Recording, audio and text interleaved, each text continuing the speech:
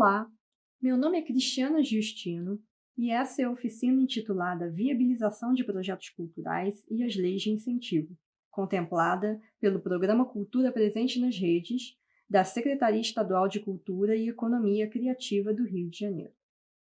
Antes de apresentar essa oficina e de me apresentar, já que vamos falar de projetos culturais, queria dividir com vocês essa visão aérea da Cinelândia, centro da cidade do Rio de Janeiro, porque é um local que muito bem representa a diversidade e a variedade das linguagens culturais. Começando aqui pelo Cine Odeon, representativo do audiovisual. Indo mais adiante, chegamos num dos icônicos bares da cidade. Imaginem quantas ideias e projetos não nasceram nesse local e em outros similares, né?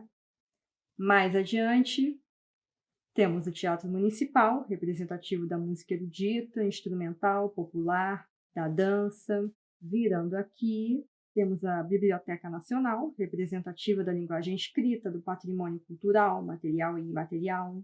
Aqui temos o Museu Nacional de Belas Artes, que representa as artes visuais. E, por fim, temos a praça em si, que abriga com frequência manifestações culturais de todas as linguagens e para todos os públicos, inclusive o circo, o carnaval, com os blocos.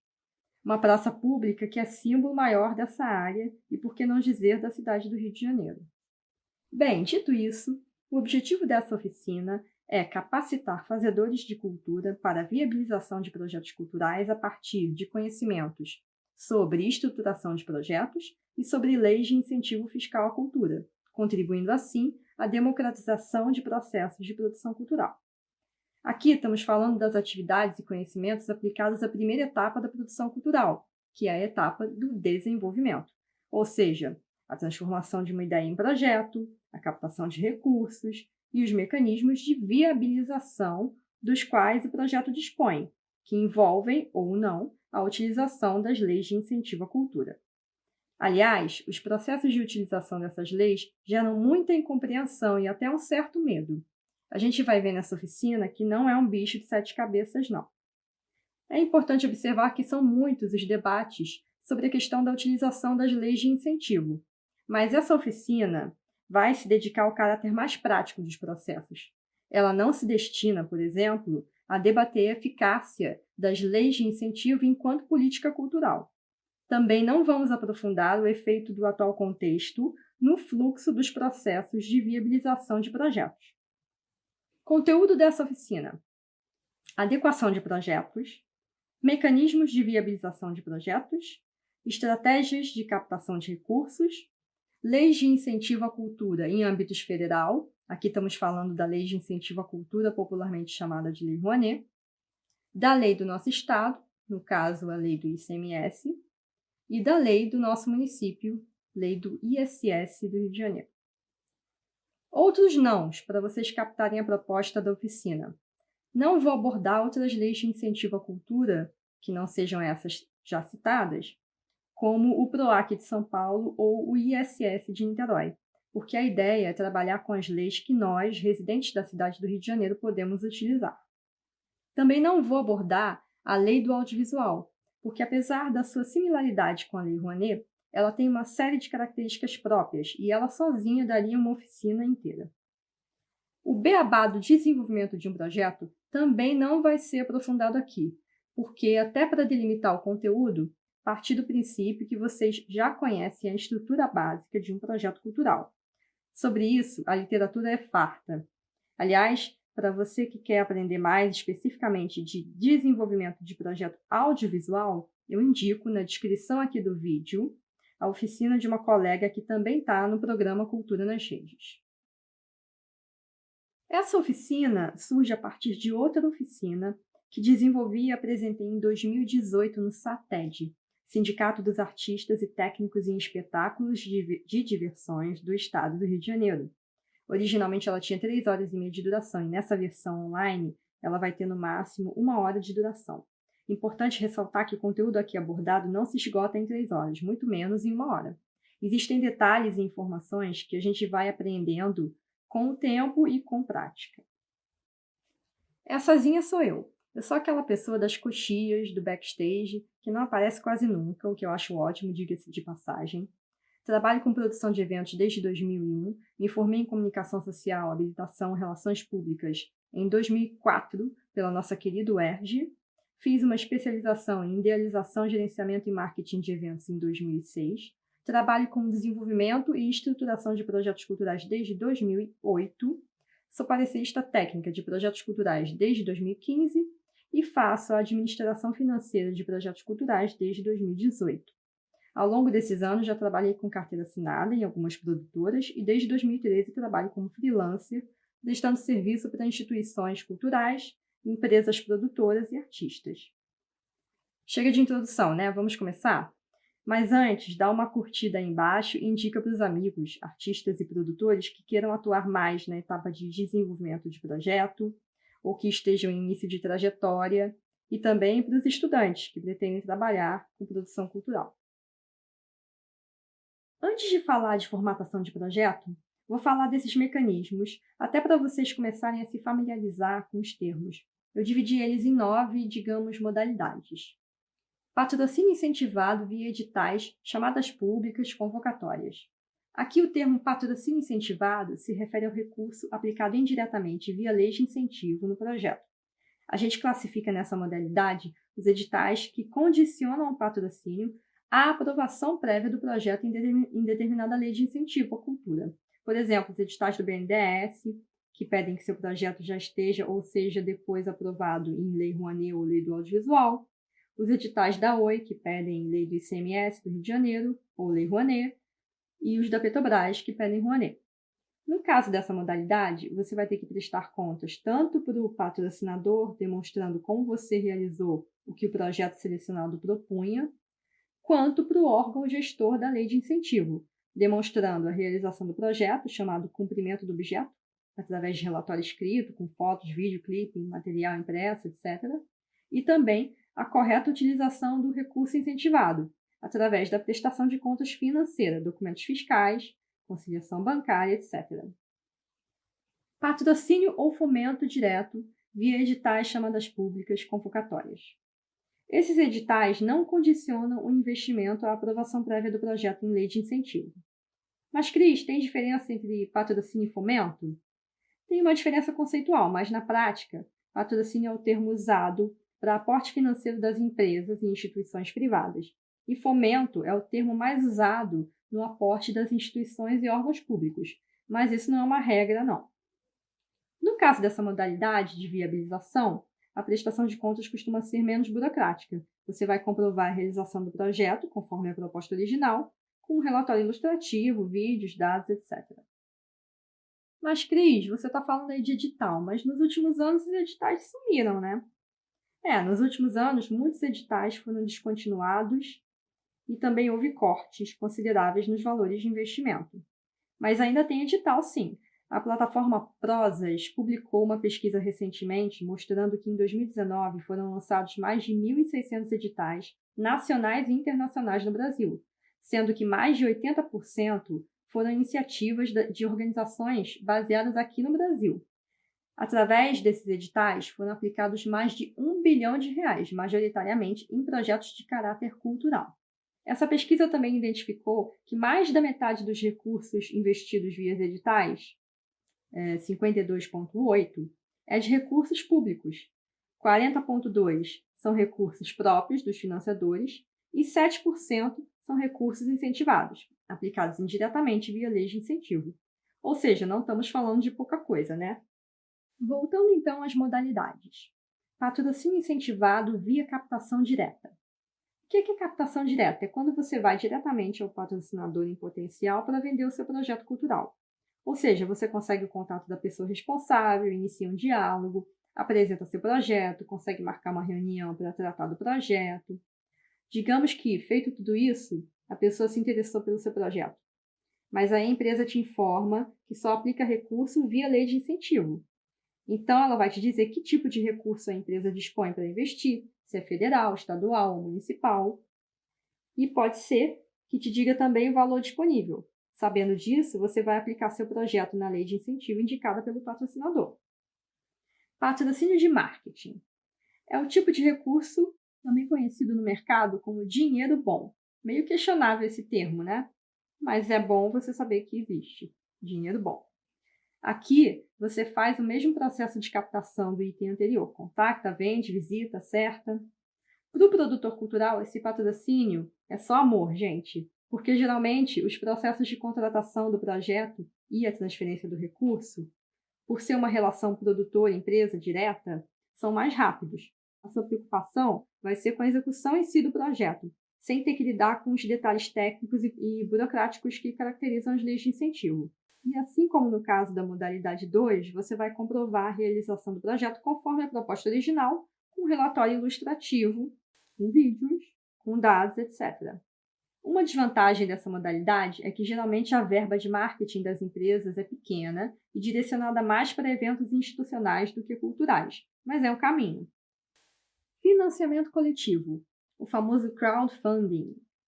Essa já é uma modalidade bastante conhecida. Você vende seu projeto através de plataformas especializadas, estabelece um valor total de arrecadação como meta, daí as pessoas físicas e jurídicas investem recursos de acordo com as cotas pré-definidas, em geral recebendo por isso recompensas das mais variadas, que são garantidas pelo próprio projeto. Muito usado em obras autorais, em projetos de menor porte, mas não só. Por exemplo, a exposição Queer Museu de 2018, que tinha R$690 mil de meta, arrecadou mais de 1 milhão. O livro de RPG Tormenta 20, em 2019, tinha R$80 mil de meta e arrecadou quase R$2 milhões, um recorde do crowdfunding. Também em 2019, o Festival do Rio arrecadou mais de R$600 mil, e por aí vai. Essa plataforma aqui, pioneira no país, chegou em 2009 a R$100 milhões arrecadados. Financiamento misto, também chamado de match funding, é uma variante do crowdfunding, ou seja, o projeto proposto, além de ter o investimento da sociedade civil, tem também o investimento de instituições que podem ser empresas, fundações, institutos ou até mesmo o poder público. Por exemplo, a cada R$1 que alguém investe no seu projeto através dessa plataforma aqui, a empresa, no caso o BNDES, investe R$2. E assim é triplicado o valor investido no projeto.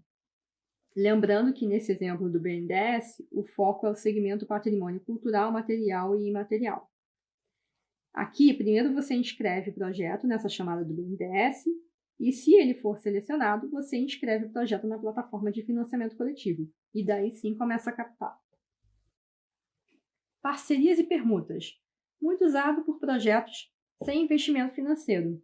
Mas não só, todo mundo adora uma permuta. Basicamente, o parceiro oferece serviços e ou produtos em troca de visibilidade no projeto cultural e ou algum outro tipo de contrapartida, como sessões exclusivas, ingressos, exemplares, etc. Endowments culturais. Endowments, nem sei como é que pronuncia isso. São os fundos patrimoniais permanentes ou vinculados. São fundos criados por instituições sem fins lucrativos, universidades, museus, teatros, orquestras, como um meio de garantir sustentabilidade financeira. Os rendimentos desse fundo são utilizados para a manutenção da instituição cultural e no desenvolvimento de projetos. Cris, de onde veio o recurso desses fundos? Vem de doações de PFs, PJs, públicas ou privadas, nacionais ou estrangeiras e até de heranças. É muito usado nos Estados Unidos, por exemplo, pelas universidades de lá, pelo MoMA, o Museu de Arte Moderna, etc. No Brasil, tem o Instituto Itaú Cultural, a Fundação Bradesco, que no caso atua na área de educação, o Instituto Unibanco, o Baobá, que é um fundo para a equidade racial, a Fundação Orquestra Sinfônica do Estado de São Paulo, etc. Mas, Cris, essa modalidade não estaria, então, dentro da modalidade número 2? Sim, poderia estar, mas eu deixei separada especialmente por conta dos exemplos do Baobá e da Orquestra Sinfônica. Ou seja, se você preside uma instituição sem fins lucrativos que tem atividades permanentes, você pode tentar viabilizar a criação de um fundo patrimonial. Convênios. Mas, Cris, convênio não é só entre entes da administração pública? Não, o governo federal, Ministério de Estados e municípios podem também firmar acordos com entidades privadas sem fins lucrativos, para que elas atuem em áreas variadas, dentre elas a cultura. Como que elas vão atuar? com algum programa, projeto, atividade, reforma, obra, serviço, aquisição de bens, desde que isso tenha como objetivo a promoção do bem-estar social. O objetivo de um convênio, seu resultado final, tem que ser de interesse público, sem intuito lucrativo e com tempo determinado. E para receber verba pública através de convênio, essas organizações precisam ter no mínimo 3 anos de existência e comprovar a experiência no segmento do projeto. Essas duas aqui são as plataformas usadas para inserção de projetos. Essa em nível federal e essa em nível estadual. Tem também a de nível municipal, que eu não coloquei aqui. Recentemente, o governo federal mudou o nome dessa plataforma aqui, mas continua a mesma coisa em termos de estrutura. Bem, agora que a gente já falou dos mecanismos de viabilização, vamos falar de projeto. Eu tive um professor que dizia que as ideias não existem. De certa forma, elas não existem mesmo, estão no ar. Uma pessoa no Brasil pode ter a mesma ideia que uma pessoa no Japão e ao mesmo tempo. O que vale mesmo é você desenvolver a ideia, transformando ela em projeto e depois concretizar o projeto. Mas antes dela virar projeto, a ideia tem um processo de desenvolvimento, né? Tipo filho. Você teve uma ideia maravilhosa, daí você precisa nutrir, dar atenção, moldar. Ou seja, você vai primeiro colocar ela no papel, em linhas gerais, e com o passar do tempo ela vai ganhando corpo, até virar um projeto estruturado. No caso do segmento audiovisual, ela vira um argumento.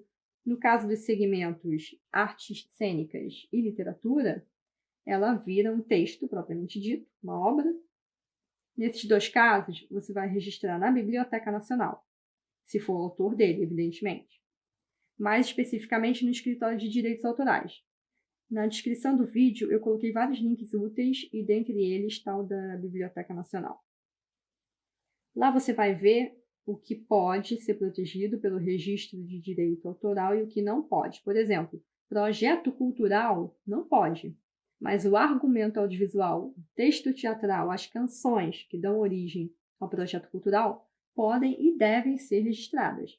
Até porque a comprovação do registro é exigida quando você vai inscrever o projeto em leis e muitas vezes também em editais.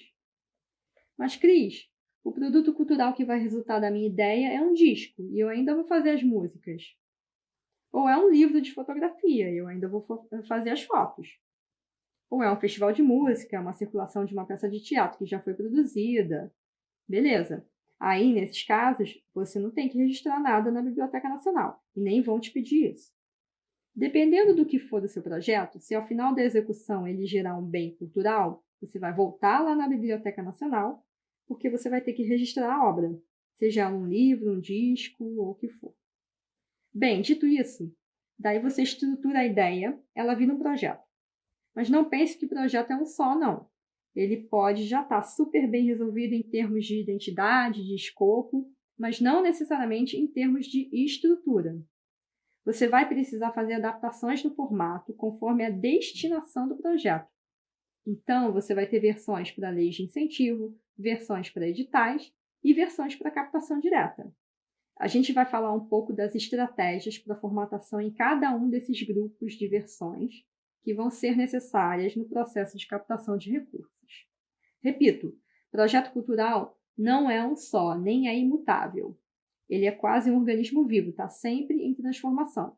Depois da primeira versão, você vai reler e vai acabar modificando alguma coisa, vai acabar fazendo adaptações. Certamente na estrutura, como a gente já falou, mas também pode ser que no próprio escopo. Até porque, ao longo do processo de captação, você vai ter feedbacks de colegas produtores, de patrocinadores que você contacta, de fichas de avaliação de editais, etc. Você vai ou não levar esses feedbacks em consideração, de acordo com o que você achar pertinente. Vamos falar de estratégias, dicas para desenvolvimento de projetos culturais. Existe receita perfeita para desenvolvimento de projeto? Eu deixo aqui essa pergunta, porque pode até ser que exista. Tem vários livros no mercado que abordam o desenvolvimento de projetos e acredito que eles devam ser super úteis. Recomendo que vocês comprem algum. Mas o que eu estou falando aqui nessa oficina é baseado na minha experiência.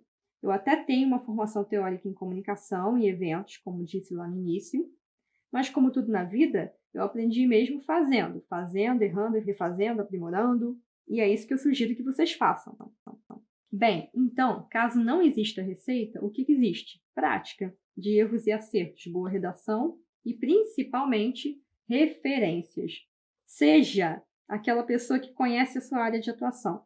Se seu segmento é teatro, leia textos, vá a peças, participe de debates, converse com pessoas da área, saiba o que se passa na sua cidade em termos de produção teatral e até mesmo no mundo. Esse contato e essa busca constante é que vão te trazer referências. Cris, eu considero que eu tenho referência, escrevo bem, tenho alguma prática também, mesmo assim não consigo aprovar meu projeto em edital, nem conseguir patrocínio direto. Não fique triste, não desista. Tenha consciência de que os critérios que norteiam uma seleção são muitos e que a concorrência também é muita. Quando se trata de edital que trabalha com pontuação, por exemplo, muitas vezes a diferença entre projetos é de décimos. Então, aprimore sempre as suas ideias e o projeto. E insista. Bem, partindo dessas observações, o que eu posso fazer é dar umas dicas para vocês. No caso de um projeto para lei de incentivo à cultura, o que você precisa observar? Seu projeto tem caráter cultural? Ah, Cris, óbvio que tem. Se eu estou aqui assistindo a sua oficina, é porque eu quero desenvolver um projeto cultural e ele tem caráter cultural, né? Provavelmente sim, mas eu coloquei isso aqui porque nem todo mundo tem isso claro na cabeça. Até mesmo o produtor experiente cai no erro de desenvolver uma ideia em que o conteúdo central não é considerado cultural aos olhos das leis e dos instrumentos que regem essa lei. Por exemplo, só para vocês terem uma ideia, é um projeto de um evento sobre empreendedorismo em geral, com estandes com conteúdo sobre trabalho, saúde, educação, que, paralelamente, tem apresentações musicais. O parecerista, depois da análise completa do projeto, pode concluir que a música nesse projeto é meramente acessória e que o conteúdo principal não tem caráter cultural. Ah, mas Cris, onde que está escrito a definição do que tem e o que não tem caráter cultural? Não está escrito. O parecerista vai se basear nas finalidades descritas na lei e nos demais instrumentos que regem essa lei. Agora, se você recebe um parecer considerando que o projeto que você inscreveu não tem caráter cultural, e se você considera que tem, nada te impede de recorrer, apresentando e embasando os devidos argumentos.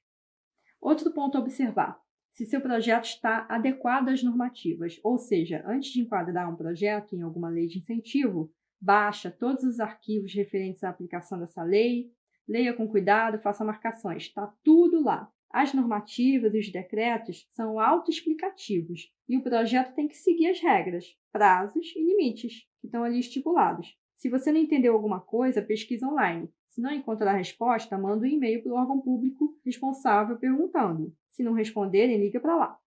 Outro ponto: se a coerência entre orçamento, proposta e cronograma. Um exemplo: você quer fazer um site sobre cinema e aplica na Rouanet. Daí o parecerista vai olhar o orçamento e ver que, além dos custos vinculados, que eu vou explicar mais adiante o que são, no orçamento consta só um item orçamentário, o de coordenação de produção. O parecerista vai diligenciar, porque das duas, uma. Ou você não sabe fazer site, porque faltam diversos itens orçamentários necessários à produção do site, ou você desconhece a normativa que rege a lei, onde tem dispositivos que falam de percentual de remuneração própria. Outro exemplo: se o seu cronograma total de execução, abrangendo pré-produção, produção e pós-produção é de 8 meses, se você coloca na planilha que vai remunerar um prestador de serviço por 12 meses, tem algo errado, a não ser que você tenha uma justificativa lógica para isso. E ainda, se o texto do seu projeto é conciso, objetivo e formal. Gente, lei de incentivo quer saber o que você vai fazer, como, quando e se está de acordo com a lei e com os regulamentos. Você não precisa usar uma linguagem de vendas, de marketing, para defender a sua ideia. Guarda isso para quando você for apresentar o projeto para um eventual patrocinador. Estratégias para projetos dirigidos a editais. Primeira coisa: pegar o edital, ler com atenção, sinalizar os pontos importantes, assim como você faria com uma normativa ou decreto, caso fosse aplicar o projeto em lei. Segunda dica: entra no site do patrocinador, da instituição, seja ela pública ou privada, que lançou o edital, e dá uma olhada em quais projetos foram selecionados em edições anteriores desse edital, caso tenha ocorrido alguma edição anterior, né? Isso é importante para você ter uma ideia do tipo de projeto que aquele edital valoriza e seleciona, e pensar se o seu projeto poderia estar nessa lista. Terceiro, quem seleciona os projetos? A maioria desses instrumentos de seleção não informa o nome dos avaliadores, mas se informarem, você pode ter uma ideia da linguagem predominante de atuação desses integrantes da comissão, e isso pode ser útil para você refinar o seu projeto. Quarto, veja quais são os critérios de pontuação e seleção. Se você vê, por exemplo, que ficha técnica pontua muito, tenta trabalhar com uma ficha técnica integrada por gente com experiência naquele segmento, ou pelo menos uma ficha técnica mista, com gente iniciante na área e gente experiente.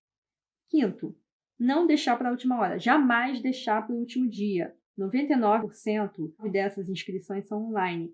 Se você deixa para inserir o conteúdo no último dia, além de correr o risco de enfrentar problemas técnicos, você pode se deparar com o preenchimento de algum item que você não tinha notado, ou verificar que está faltando algum anexo e por aí vai. Daí você se desespera, se enrola, não é legal não.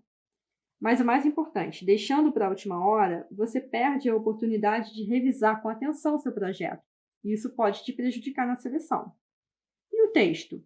Nesse caso, você pode trabalhar com um texto mais argumentativo. Não é que você tenha que deixar de ser formal ou conciso, não.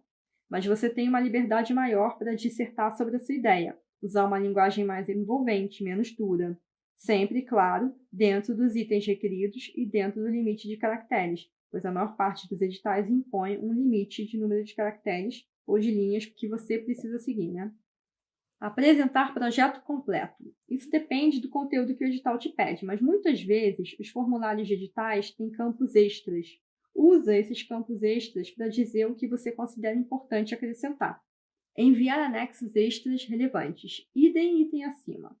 Vai depender do conteúdo que o edital te pede. Se ele te possibilita anexar arquivos além daqueles que sejam obrigatórios, e obrigatório pode ser o orçamento completo, cronograma, carta de anuência, e se você tem algum arquivo extra que seja relevante para o embasamento da ideia e da viabilização do projeto, anexa. Por exemplo, um portfólio ilustrado seu ou da sua empresa, clipping de alguma ação que você empreendeu, um estudo de direção de arte, carta de cessão de espaço de realização, contrato de cessão de direitos, etc, etc. Digamos então que você conheceu um diretor de marketing de alguma empresa. Falou de um projeto para ele e ele ficou de te receber para você apresentar o projeto. Ou então ele te pediu que enviasse por e-mail. Aí chegamos ao nosso terceiro slide de estratégias. Desenvolvimento de projeto cultural para captação direta. O que observar? Pesquisa quais são os projetos patrocinados e as políticas de patrocínio dessa empresa. Esse item está no slide anterior também, mas aqui ele ganha maior importância, já que você não vai ter nenhum instrumento como um edital que possa te dar uma ideia clara dos critérios e processo de seleção. Se você vê, por exemplo, no site da empresa que a prioridade é teatro, para que você vai apresentar um projeto de organização de acervo? Mas, Cris, meu projeto é sobre acervo de um diretor de teatro. Ok, mas se a linguagem artística for muito divergente, suas chances diminuem consideravelmente. Às vezes, a política de patrocínio está relacionada a territórios. Se a empresa diz que vai patrocinar ações culturais no interior e o seu projeto é na capital, para que você vai apresentar o projeto? Repito, pode ser que agrade ao marketing, à diretoria, agrade todo mundo. Pode até ser que ele se torne uma exceção, mas a chance disso acontecer diminui. Dependendo da empresa, você não vai encontrar no site uma lista de projetos apoiados nem uma definição clara da política de patrocínio. Talvez você precise pesquisar em outros lugares ou simplesmente ficar de olho aberto. Aliás, cria o hábito de olhar sempre a barra de logos das ações culturais, dos conteúdos artísticos que sejam do seu segmento de atuação. Pode ser que você veja lá uma empresa que você não sabia que fazia mecenato e faz. Outro item. Relacionamento. Mas, Cris, isso é injusto. Pode até ser injusto, mas é lógico que se o seu amigo de infância trabalha no marketing de uma empresa que tem tudo a ver com o seu projeto, você vai aproveitar esse relacionamento para conseguir acesso à empresa e apresentar o projeto. Os captadores de recursos, que são profissionais com uma ampla rede de relacionamentos, são figuras, por exemplo, às quais você pode, se achar que vale a pena, confiar o seu projeto. Agora, relacionamento também se cria, tá? Você nunca viu a pessoa, mas consegue apresentar seu projeto e estabelecer uma ponte com ela. Buscar feedback, ver o que ela acha, entrar na mailing dela. E claro, estou falando de relacionamento institucional, tá? Não estou sugerindo intimidade, não. Nem que você vire um stalker da pessoa. Tenha bom senso. Fluxo de aprovação do projeto. Por que eu estou falando disso, que é uma coisa interna da empresa? Porque pode acontecer de você conseguir vender o projeto para o pessoal de marketing, aí você acha que vai ser logo contratado e tal, mas depois ninguém responde seus e-mails. Isso pode ter muitos motivos. Um deles pode ser que o projeto ainda não foi aprovado por instâncias superiores. Pode ser que está parado no jurídico. Dependendo da empresa, você vai precisar ir até lá de novo para apresentar seu projeto para a diretoria, por exemplo. Às vezes, só porque eles querem ver a sua cara. Também pode acontecer, por exemplo, de pedirem para você fazer alterações no formato, acrescentar alguma ação de ativação de marca. O importante aqui é você ter consciência de que do primeiro contato com a empresa até a entrada do patrocínio pode passar um bom tempo, mesmo sendo uma captação direta. E o texto desse tipo de projeto? Também pode ser mais argumentativo se comparado com o texto de projeto aplicado em leis de incentivo. Afinal, você vai vender a sua ideia, e é bom que você inclua um tópico específico no qual você estabeleça um vínculo claro entre o seu projeto e aquela empresa. Outro ponto de sugestão. No primeiro contato, apresenta um projeto resumido, de preferência ilustrado, com identidade visual, imagens, ou mesmo um vídeo teaser de apresentação, se você tiver. Se no primeiro contato você já chega lá com um PDF cheio de texto, sua apresentação pode ficar maçante e fica feio aquele tijolão de texto no slide. E se esse PDF cheio de texto for por e-mail, pode passar em branco internamente. Em caso de apresentação ao vivo, eu recomendo que você deixe com a pessoa uma versão impressa da sua apresentação, porque tem gente que prefere ler na mão, e se você manda só por e-mail, pode ser que fique esquecido na caixa de e-mails. Uma versão impressa vai estar ali à mão da pessoa. Depois dessa primeira apresentação, sendo ela ao vivo ou por e-mail, havendo interesse da empresa, você envia o projeto completo. E aí pode ser até mesmo um Word completão, em detalhes. Bem, esses 5 últimos slides são a minha maneira de trabalhar, o que não significa que ela seja perfeita e funcione para tudo. Pode ter gente que discorde de um ponto ou outro. Mas não tem certo ou errado. É a maneira que tem funcionado para mim e para os meus clientes. Agora, independentemente da destinação do seu projeto cultural, eu considero fundamental que haja da sua parte um investimento inicial. De quê? De tempo e, se for do caso, também de dinheiro. Antes de escrever seu projeto, pesquisa. Vai que já existe uma ação cultural igual a que você está em mente. Daí você vai ter que pensar em como trazer diferenciais para a sua ação. Vai que o nome que você quer dar para o seu projeto já é registrado. Você vai ter que pensar em outro nome. Vai que a obra que você quer adaptar não é de domínio público. Você vai ter que adquirir os direitos de adaptação antes de escrever o projeto, e assim por diante. Redação. Invista tempo nisso. Escreva, releia, edite, adapte. Não aguenta mais reler seu projeto? Pede para alguém da área ler e te dar uma opinião. Esse olhar distanciado é bom, é mais crítico. Design.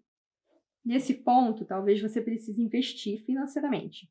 Cria uma identidade visual para o seu projeto, logotipo, elementos visuais, fundo de tela, que você possa usar nas diferentes versões em PDF, ou PowerPoint, ou Canvas, que seja, que você vai precisar.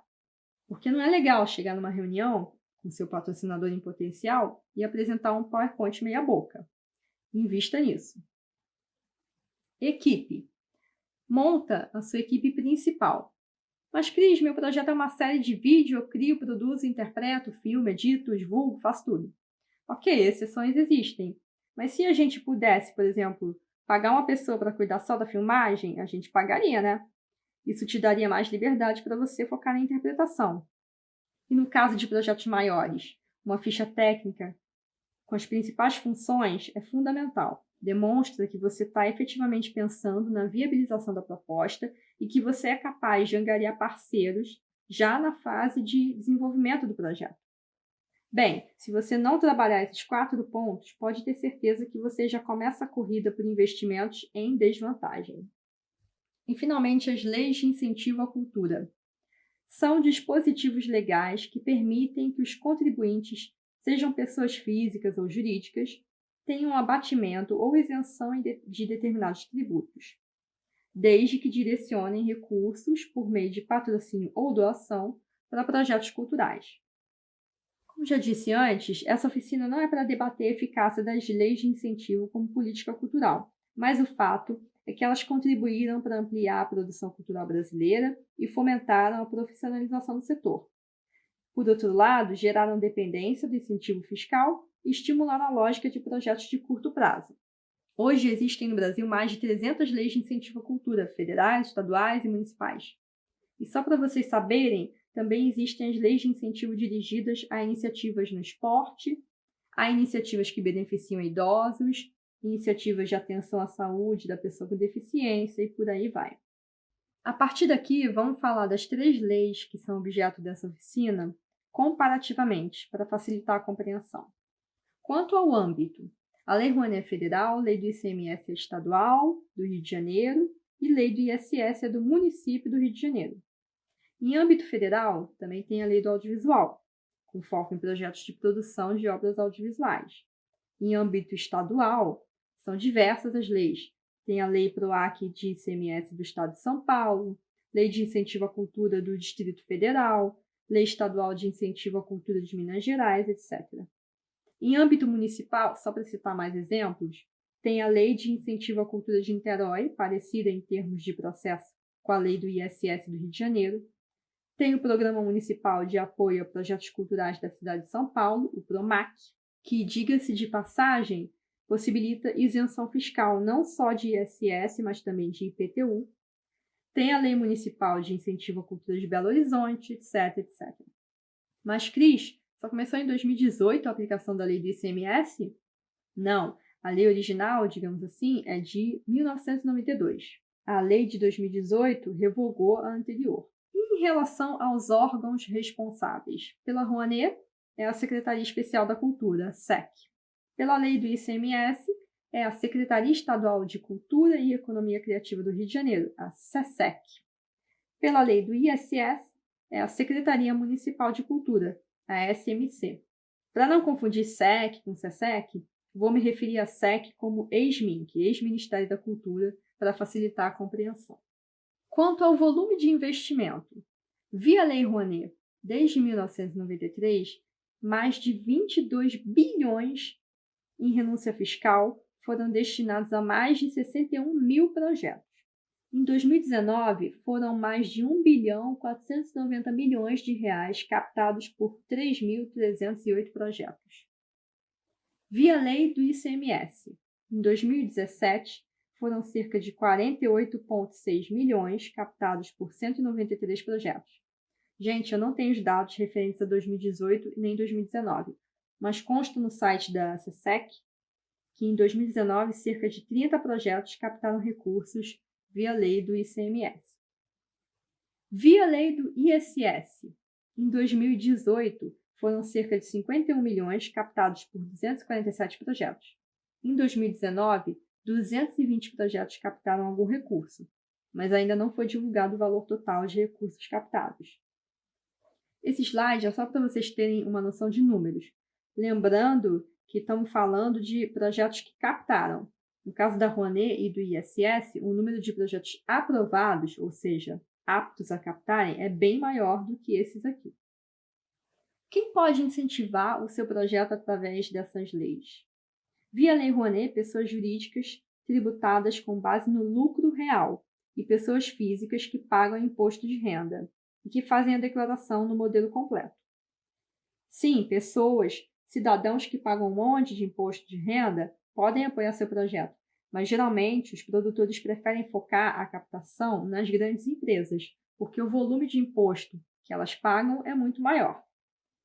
Via lei do ICMS, pessoas jurídicas que pagam imposto sobre circulação de mercadorias e serviços, o chamado ICMS, que estão no estado do Rio de Janeiro e que estejam em regularidade fiscal e cadastradas na SESEC.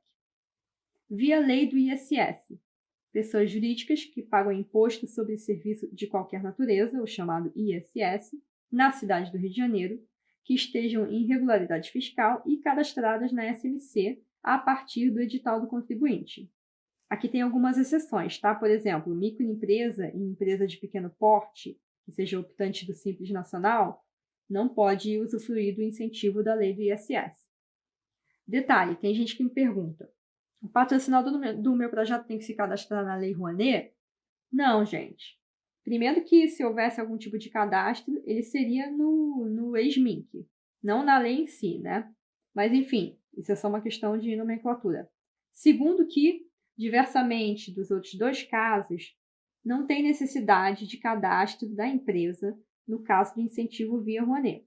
Basta se enquadrar nesses pré-requisitos, depositar o valor acordado na conta corrente do projeto cultural, mediante emissão de recibo de mecenato, e depois declarar isso no imposto de renda do ano seguinte.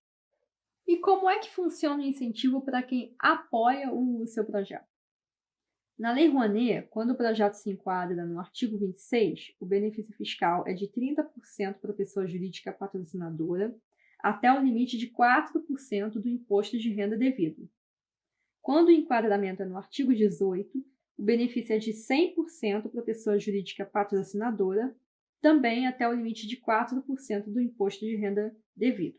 Eu vou explicar melhor isso nos próximos slides. Seguindo, na lei do ICMS, o benefício fiscal é de 100% para a pessoa jurídica patrocinadora, até o limite de 3% do ICMS devido. Detalhe, é 3% se o patrocínio for para produção cultural nacional. Se for para produção cultural estrangeira, o limite é 1%. Outra informação importante aqui. Seu projeto só vai receber 80% do valor que a empresa tiver disponível para aplicar. Isso porque os outros 20% ela tem que destinar obrigatoriamente ao Fundo Estadual de Cultura. E na lei do ISS, 100% de benefício fiscal para a pessoa jurídica patrocinadora até o limite de 20% do ISS devido. Eu não vou entrar em detalhe aqui, mas tem algumas regras, inclusive uma fórmula de proporcionalidade, que afetam esse cálculo e que você pode depois conferir no edital do contribuinte incentivador. Aqui, gente, tem o que é considerado artigo 18 e tudo que não está aqui é considerado artigo 26. Notem que aqui não tem longa-metragem nem série de TV, porque projeto desses produtos culturais você enquadra diretamente na lei do audiovisual via Ancine. Curta e média-metragem você pode enquadrar tanto na Rouanet quanto na lei do audiovisual, mas na prática é mais usada a lei do audiovisual. Festivais e mostras de cinema entram aqui, tá? A título de curiosidade, festival ou mostra de cinema em território brasileiro você enquadra na Lei Rouanet via Sistema Salic. Mas se o festival for no exterior, você enquadra na Rouanet via sistema da Ancine, que se chama Ancine Digital. Mas por que isso, Cris? Não sei, sinceramente não sei. Em relação aos percentuais de incentivo, nessa tabelinha fica mais claro. A gente usa muito o termo patrocínio, mas na Rouanet, a pessoa jurídica ou física pode optar também por apoiar seu projeto na modalidade doação. Cris, qual é a diferença entre patrocínio e doação, já que nos dois casos o dinheiro entra na conta do projeto? No patrocínio, o nome, a marca do patrocinador, pode aparecer nos materiais de divulgação da ação cultural. Ele tem esse retorno de imagem. Mas se for doação, o nome dele não pode aparecer no material de divulgação. Quando o projeto se enquadrar nas categorias do artigo 18, que está lá no slide anterior, a empresa ou pessoa física vai poder deduzir do imposto de renda o valor total aplicado, seja na modalidade patrocínio ou na modalidade doação. Já se o projeto se enquadrar no artigo 26, que é o caso, por exemplo, dos projetos de música popular cantada ou websites, a dedução vai ser menor. Para a pessoa física, 80% se for doação, 60% se for patrocínio. Para a pessoa jurídica, 40% se for doação, 30% se for patrocínio. Então, enquanto no 18 o patrocinador abate integralmente o valor do seu IR devido, no 26, apesar dele poder abater somente um percentual do valor do IR devido, ele pode também abater o valor investido das despesas operacionais da empresa, que são os gastos de publicidade, salários, gastos administrativos, etc. Um exemplo para ficar mais claro. Uma pessoa jurídica paga 10 milhões de imposto de renda. Desses 10 milhões, 400 mil ela vai poder destinar, na forma de patrocínio ou doação, a projetos culturais enquadrados na Lei Rouanet e ter esse valor ou parte dele deduzido do IR do ano seguinte, ou seja, 4%. Se for na forma de patrocínio e se o projeto cultural beneficiado se enquadrar no artigo 18, os 400 mil vão ser deduzidos integralmente, 100%. Ou seja, a empresa vai ter um desconto de R$ 400 mil no IR dela. Se for na forma de patrocínio e se o projeto cultural beneficiado se enquadrar no artigo 26, dos 400 mil vão ser deduzidos 30%, ou seja, a empresa vai ter um desconto de R$ 120 mil no IR dela. Mas com o lance das despesas operacionais, o abatimento total pode chegar até a 60%. E quanto ao proponente? O proponente é você, pessoa física ou jurídica, que detém o projeto cultural. Algumas observações sobre esse slide. No caso de pessoas jurídicas, a natureza cultural é verificada através dos quinais que constam no CNPJ e também pelos atos constitutivos da empresa ou da associação. Esse asterisco aqui é porque existe uma exceção. Caso você seja proponente sem experiência comprovada, ou então seja a primeira vez que você enquadra um projeto na Rouanet, você pode enquadrar, mas o valor total do orçamento do projeto não pode passar de R$ 200 mil. Quanto ao período de inscrições, na Lei Rouanet você pode inscrever seu projeto de fevereiro a novembro, tendo ou não patrocinador previamente definido. Na lei do ICMS, também de fevereiro a novembro. Eles costumam lançar um edital por semestre. E você já tem que ter uma declaração de intenção de patrocínio assinada por alguma empresa. Existe também a possibilidade de enquadrar como pedido de excepcionalidade, sem que haja edital publicado. Na lei do ISS, em abril ou maio, costuma ser lançado o edital de produtores, a partir do qual são enquadrados os projetos culturais, e em julho ou agosto é lançado o edital de contribuinte, voltado para as empresas que querem ser patrocinadoras. Lembrando que no ex-MINC, no caso da Rouanet, não tem cadastro de empresa incentivadora. Já aqui na SESEC, no caso do ICMS, o patrocinador pode se cadastrar a qualquer momento. Aqui, só para vocês se familiarizarem, são as carinhas dos sistemas. Os links eu vou colocar na descrição do vídeo. Esse é o da Lei Rouanet. Gente, o SALIC evoluiu muito nos últimos anos. Há 10 anos, ele era muito menos amigável do que é hoje. Esse é o da lei do ICMS e esse é o da lei do ISS.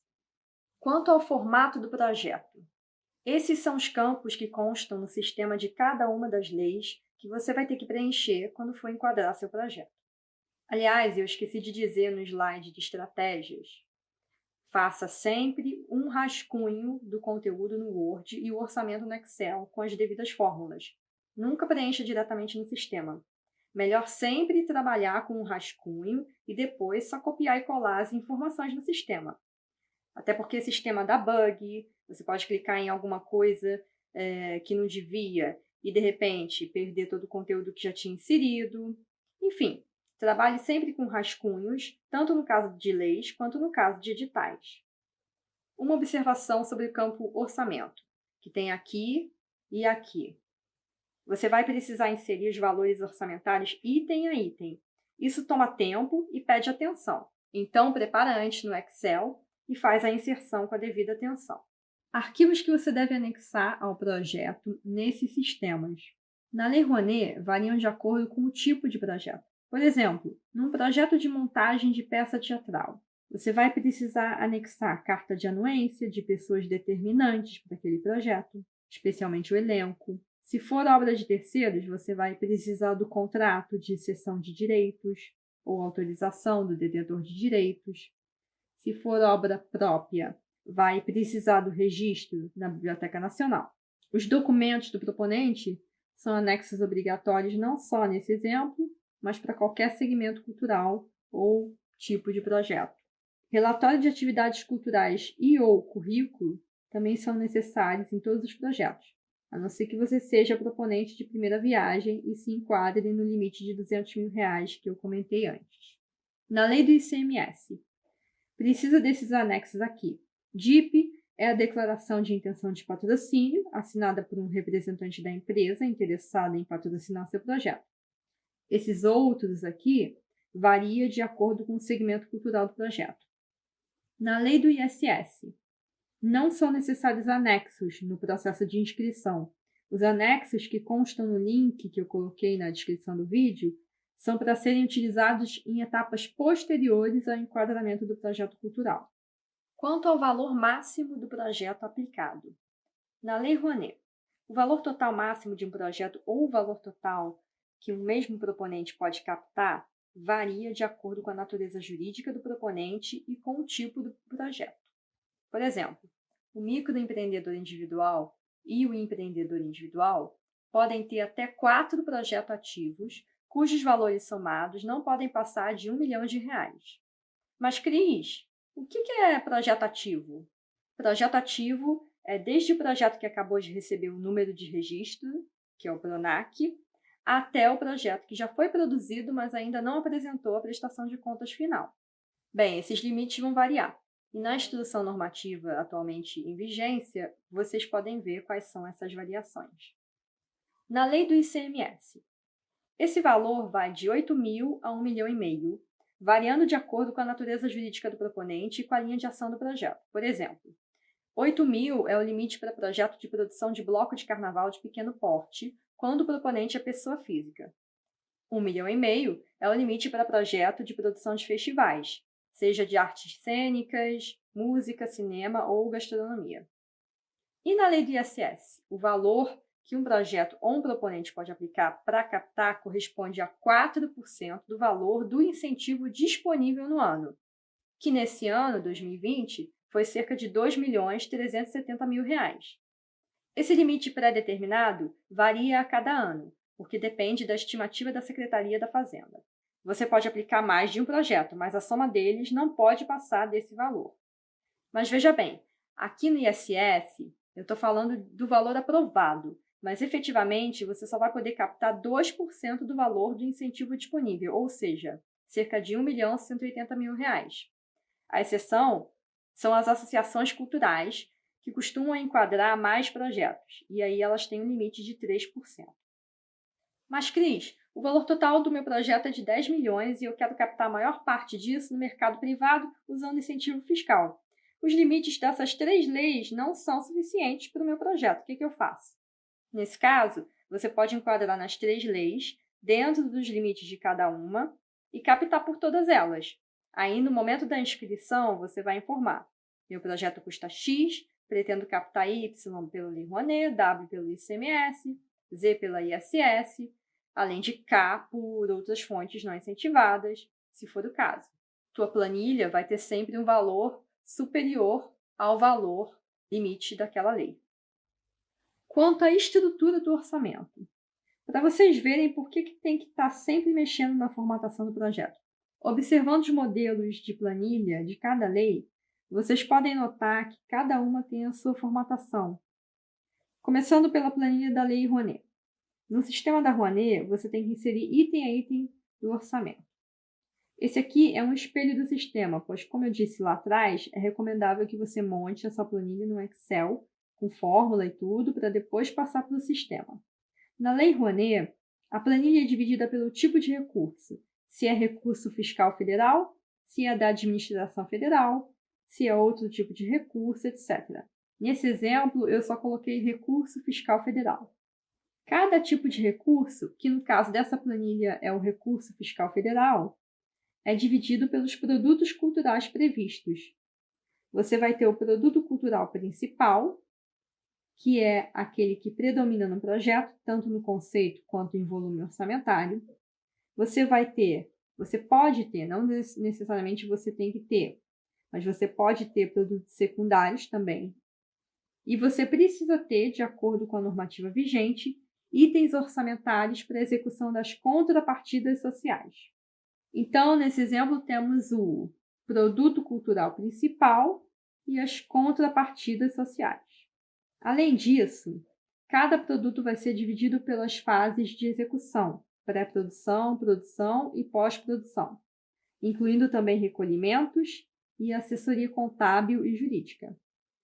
Vai ser dividido também pelas cidades de execução, caso você preveja que tenha despesas em mais de uma cidade. Dentre os recursos de incentivo fiscal federal, você precisa prever obrigatoriamente os itens advogado e contador, sendo recomendável pela lógica que eles fiquem listados no produto cultural principal. E, por fim, você tem os custos vinculados e o custo da remuneração pela captação de recursos.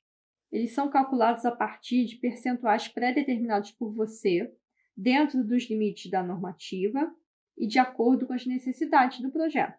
E esses percentuais são aplicados automaticamente pelo sistema sobre o custo total do incentivo fiscal federal, ou seja, sobre o somatório dos itens dessa parte aqui. Em relação à nomenclatura dos itens, o sistema tem um elenco de itens pelo qual você tem que se guiar na hora de montar seu orçamento. Mas é um elenco bem amplo, então a probabilidade de você encontrar o item que precisa para inserir é grande. Então, basicamente, a planilha é organizada por tipo de recurso, produto cultural, etapas de execução e cidade de execução.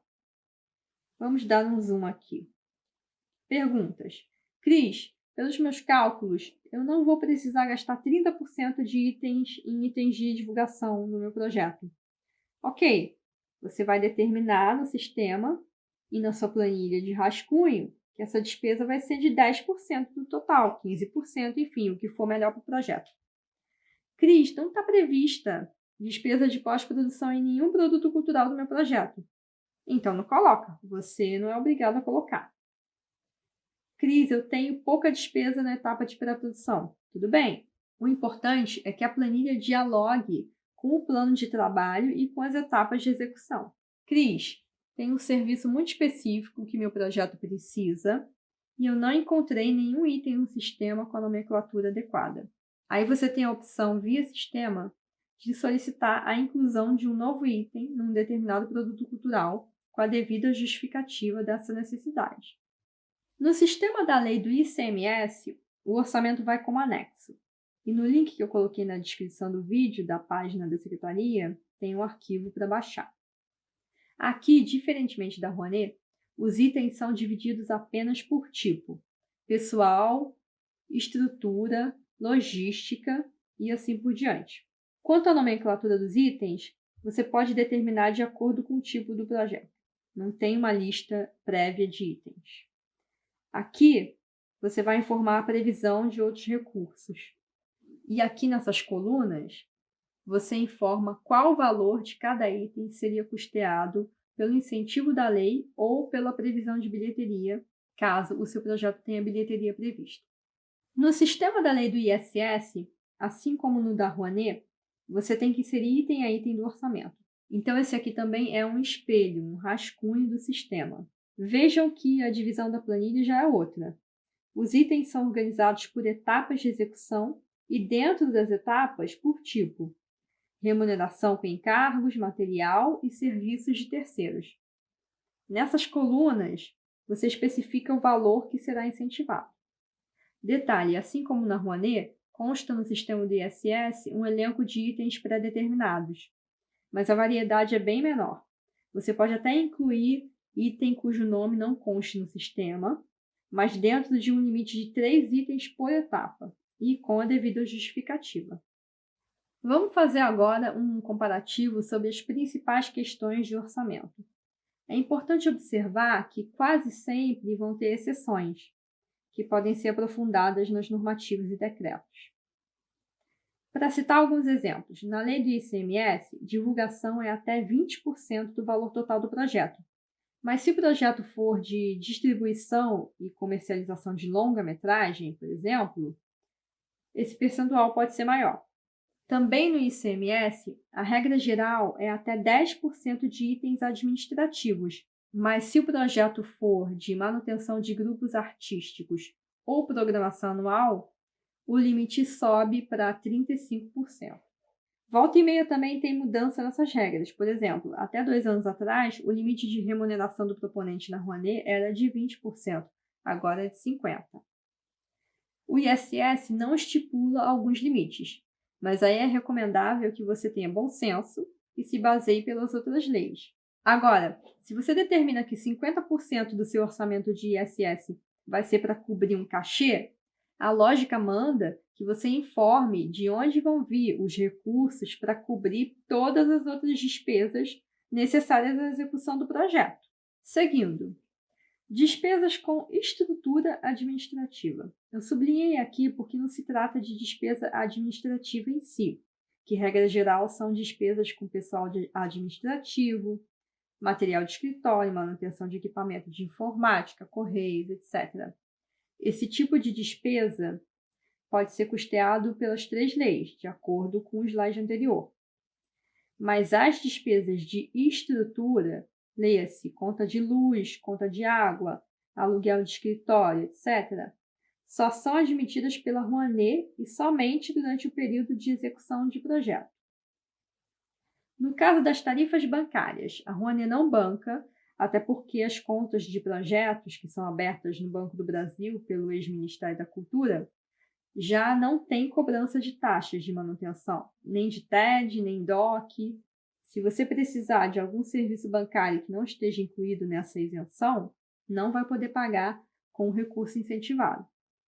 Outra coisa, nenhuma dessas leis permite o pagamento de despesa com bebida alcoólica. É permitido, sim, o item refeição para a equipe, desde que não conste nessas despesas bebida alcoólica. Mas, Cris, cansei de ver evento com lei de incentivo servindo bebida alcoólica no dia de abertura. Nesse caso, muito provavelmente, é alguma parceria com marca de bebida ou foi bancada com recurso não incentivado. Outras questões, comparativamente.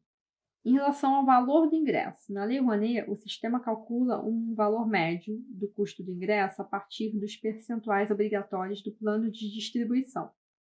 E esse valor médio não pode passar de R$ 225.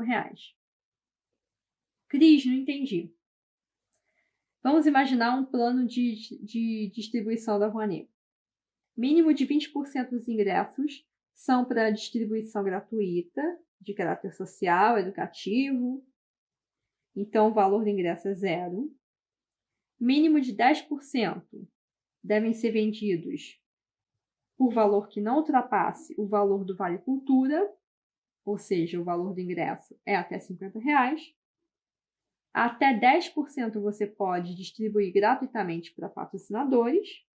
Até 10% você pode distribuir gratuitamente em ações de divulgação do projeto. Daí sobram 50%, cujo valor você define e insere lá no sistema. E a média do valor dos ingressos dessas cotas todas percentuais não pode passar de R$ 225. Em relação à movimentação da conta, ou seja, quando você pode começar a pagar as despesas do seu projeto com o recurso que o patrocinador depositou na conta do projeto. Na Lei Rouanet, o projeto precisa ter captado no mínimo 20% do valor homologado. Recentemente, a Instrução Normativa número 5 de 2020 mexeu nisso. Temporariamente, por conta do Covid, um proponente pode solicitar a movimentação da conta mesmo tendo captado menos de 20%. Mas para isso precisa apresentar uma justificativa. Agora que a gente já viu esse bando de coisa, está na hora de colocar a mão na massa. A gente aprende fazendo, né? Minha sugestão é que você pegue um projeto cultural seu, já desenvolvido, e adapte o conteúdo para 3 destinos, considerando os slides que eu apresentei lá no início. Primeiro, para enquadramento na Lei Rouanet. Caso você ainda não tenha cadastro no Sistema Salic, vai lá e cria um login de pessoa física. Se você tiver empresa, já insere também os dados da empresa no Salic. E aí simula a apresentação de uma proposta, para vocês irem se familiarizando com o sistema. Segundo, para algum edital. Procurem um edital que esteja aberto, no qual o seu projeto se enquadre, e trabalhem o conteúdo especificamente para esse edital a partir das informações em anexos que o edital demanda. E terceiro, para apresentar diretamente a um patrocinador potencial, não esquecendo das dicas que já dei. Lembrando que na descrição do vídeo tem os links referentes às leis de incentivo que a gente abordou aqui. Coloquei também o link para vocês baixarem o espelho do orçamento da Rouanet e da lei do ISS, já com as fórmulas. O da lei do ICMS você encontra no site da Secretaria. Bem, gente, vamos terminar por aqui, né? Eu sei que você deve estar com dúvidas ainda, é normal, o assunto não é simplesinho. Você pode usar o campo dos comentários para deixar suas perguntas e eu respondo quando puder. Pode demorar, mas eu respondo. Ou, de repente, faça um vídeo novo para tirar as dúvidas mais recorrentes. Também vou deixar meu e-mail de contato se preferirem. Espero que essa oficina tenha sido útil. Deixa aí nos comentários o que você achou. Dá um joinha aí no vídeo e compartilha para que mais pessoas possam ter acesso ao conteúdo. Tchau, tchau!